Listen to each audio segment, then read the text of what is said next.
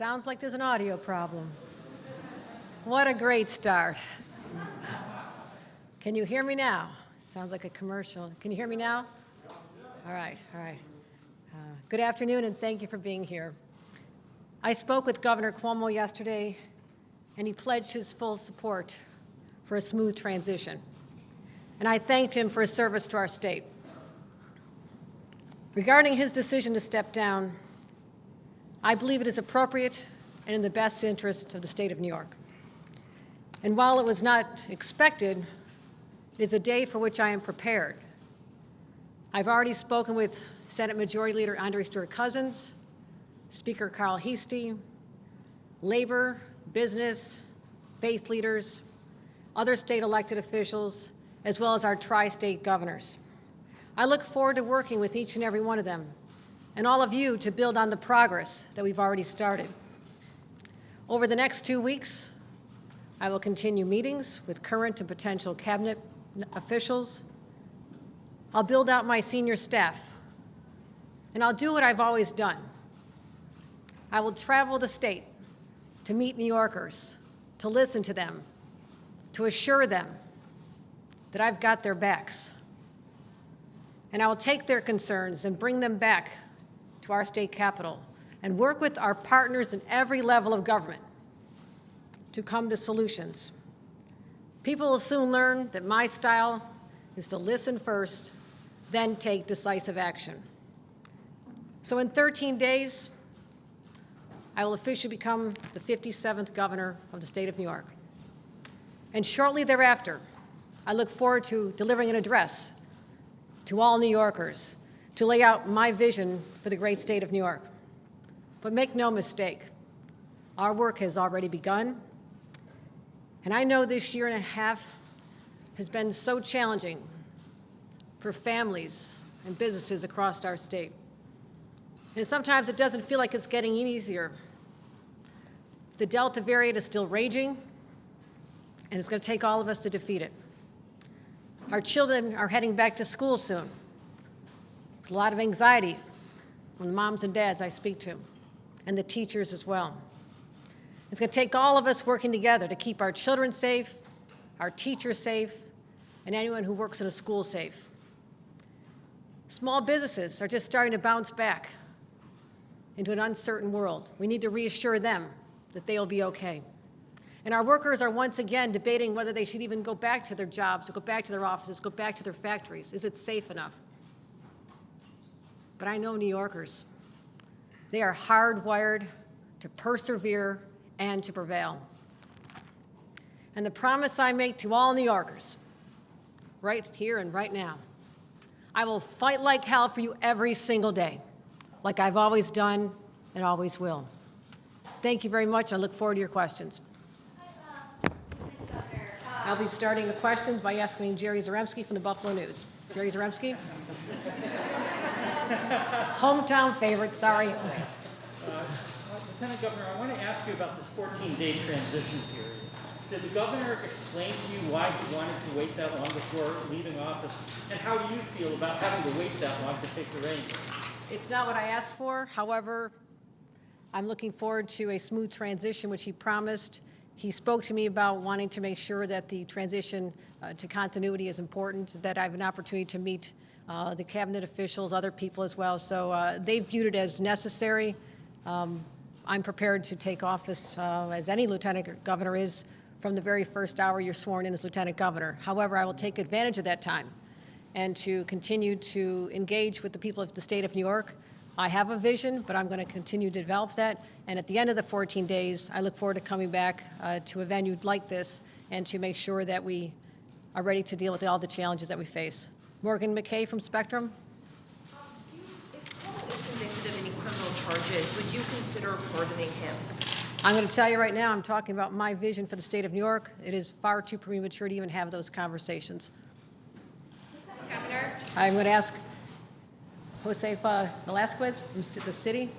my mom will be proud that you pronounced it correctly. Gracias.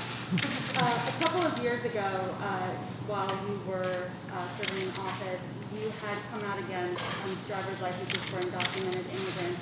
In the last couple of years, you have changed your mind. Can you explain to me what the transition has been, and also what the last few months have been for you as you've been preparing for this role? With respect to the green light law, which is now the law of the state of the land, something that early on in my career as a county clerk, I had taken a position that has now evolved, and that evolution coincides with the evolution of many people in the state of New York. I'm proud of that law, and if you want to read an op-ed that I wrote on it, many people in our state Senate would argue that that was a turning point when they read that and saw the position I had taken in support of that law, that our immigrants need that. They need to be able to get to their jobs, and parents need to take their kids to doctor's appointments.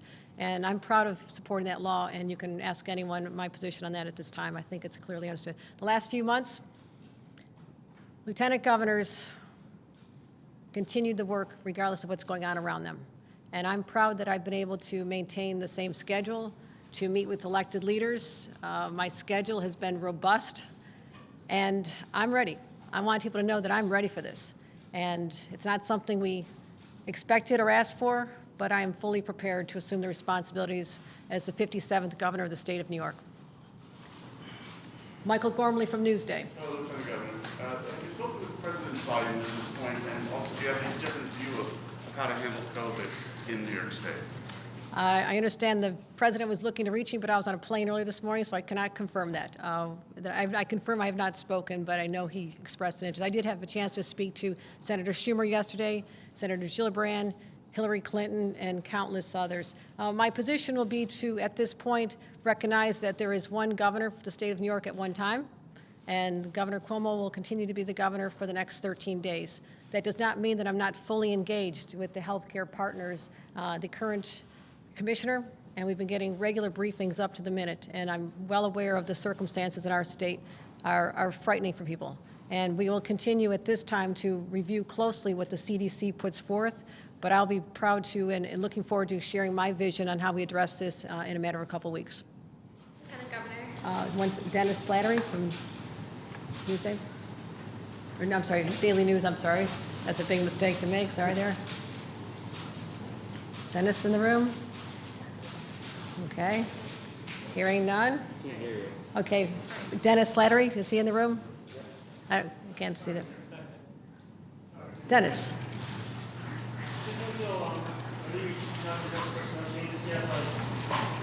Budget director is tied to the MBA. Is somebody you thought about already? It's a very important position that you have to consider to move that. It has been about 24 hours. I'm meeting with all the cabinet officials in the next few days, and I'll be making those decisions shortly, and I'll be happy to announce them in 2 weeks. Also, we're looking for Dan Clark from PBS Now. In the report, the AG's report, several members of the governor's staff were implicated in trying to discredit the women that accused him of sexual harassment. Are you planning on keeping any of them around? Is it fair to say that those will be gone? No one who is named as doing anything unethical in the report will remain in my administration. Chris Horvathis from WIBB and Channel 4 in Buffalo. The word toxic has been used to describe the work environment in the executive chamber, so to follow up on what's been asked, do you agree or take issue with that term being used to describe it, and to what extent, given that fact, do you see the need to have turnover? Well, there'll be turnover. There'll be turnover, and that is the description from many witnesses in the Attorney General's report. I think it's very clear that the governor and I have not been close, physically or otherwise, in terms of much time.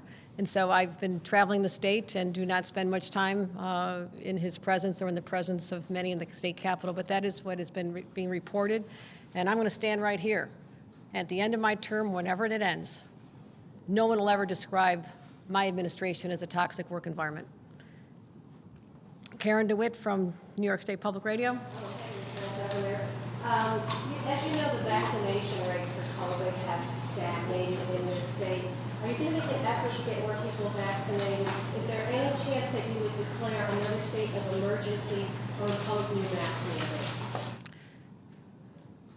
Let me answer that two ways. One, right now, for the next 13 days, the current governor will be making decisions with respect to that. I'm going to use this time to evaluate, and I will tell you that all options are on the table, and I'll be looking very closely at the trends in consultation with our healthcare professionals as well as the CDC. I want people to know that currently the administration does not possess the executive powers that it had last year at the time when I was very engaged in dealing with the COVID response, and the authorities held by the administration were much more expansive than they are at this time. That being said, we are going to monitor this closely, and I can assure everyone that we'll be looking at all options, but also I believe that the key to get through this has been before our eyes for months. It's as simple as more people getting vaccinated. We have a high rate of at least people getting their first dose at this time in the state of New York. It's almost 77%, approaching 70% people getting both doses. That's good news, but there is a lot of concern about the children between ages 12 and 17, as well as we'll see what happens with respect to any decisions by the CDC or the FDA to allow younger children to be able to be vaccinated. So I think the answer is very simple. More people being vaccinated is our key out of this. And I'm going to be working with the communities where the rates are higher, the infection and the vaccination rates are lower, and to come up with a very strategic approach to target that and make sure we overcome the hesitation and worries, but also to make it more widely available. But that'll be something I'll be looking forward to addressing in a couple of weeks. Joe Spector from Gannett. Thanks. Do you feel the impeachment investigation should continue by the Assembly Judiciary Committee? And you said earlier that you and the governor didn't have a particularly close relationship, but were you aware of any of the allegations that were put forth in the AG's report? I was not aware of any of the allegations whatsoever in the report.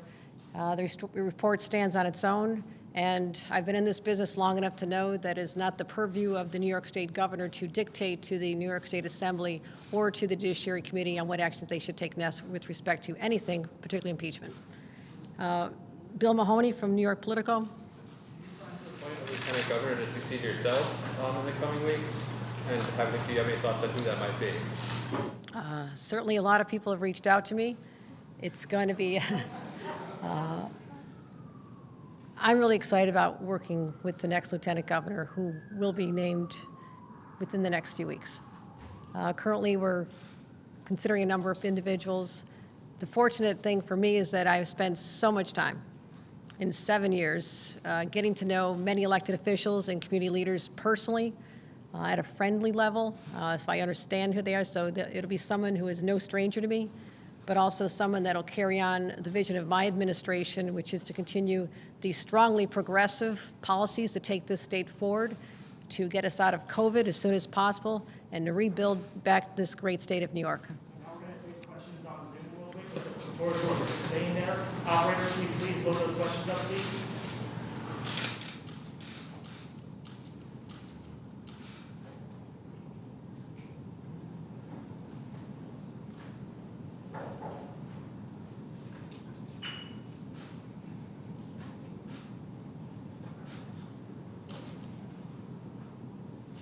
Operator, can you please load up those questions, please, for us? Can we ask some questions while we wait for the Zoom questions? I got one. I'm going to go ahead. Lieutenant Governor, A lot of people look at you as a part of the Cuomo administration because you are a part of the Cuomo administration. How will you restore the trust in the executive office, being that you are a part of the Cuomo administration? First of all, many people have supported the policies of the Cuomo administration. There is a strong legacy of accomplishment. I was out there fighting in the streets to raise the minimum wage. I was out there fighting for paid family leave. I've been the champion of policies to eradicate the specter of heroin and opioid abuse, something that has touched my family personally. Child care issues. I've been out there making the announcements on affordable housing, clean energy, economic development. So that will continue. Those policies will continue and even be more enhanced. But with respect to the particular environment and the reputation of the current administration, I think it's pretty clear that, and it's no secret, that we have not been close, and I've not been associated with that. So I know the job. I fought for the same policies. That's why I'm more prepared than anyone could possibly be for this position. And will you release the nursing home data? Will you release the nursing home data that, in the alleged cover-up? Will you release it? My administration will be fully transparent when I'm governor. I'm not governor yet. All right, this isn't going to work, team. Okay. I want to, first of all, please wait. If there's not any virtuals, I'm sorry to the virtual world out there. Next time, we'll Yes, look forward Governor, to seeing you in person. we do have a question Yes. for you, Governor. Your next question does come from Andrew Donovan of WSYR in Syracuse.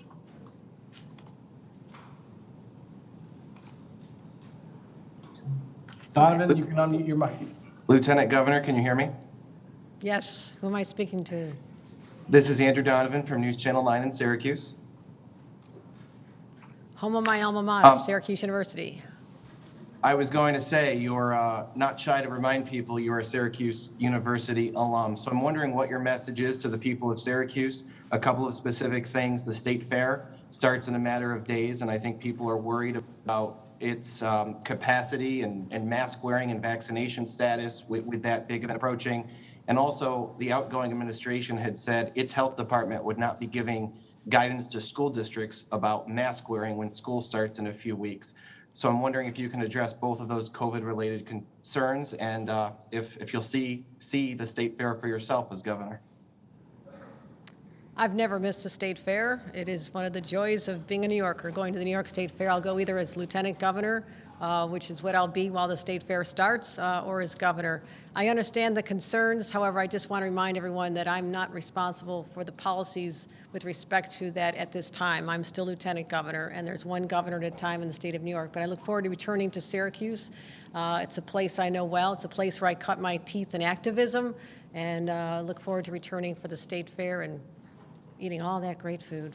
And the Erie County Fair, which is my hometown, actually starts today in Western New York. So I'll be at that fair as soon as I find my way back to Western New York. I was wondering, do you think that there's another mechanism for people who want more accountability, like a special prosecutor? I think we're on Zoom right now. Excuse me 1 minute. We are, Governor. Your next question comes from Tara Rosenblum of News 12. Tara, please unmute your microphone.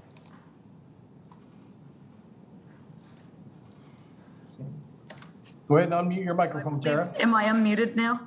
Yes, you are, You Tara. are. Okay, Lieutenant Governor, thanks for taking the question. This is in regards to who the next Lieutenant Governor will be. Do you plan on announcing your pick within the next 2 weeks? I expect I will. And do you expect that the person you will select will be someone from downstate? We are hearing a few names being tossed around.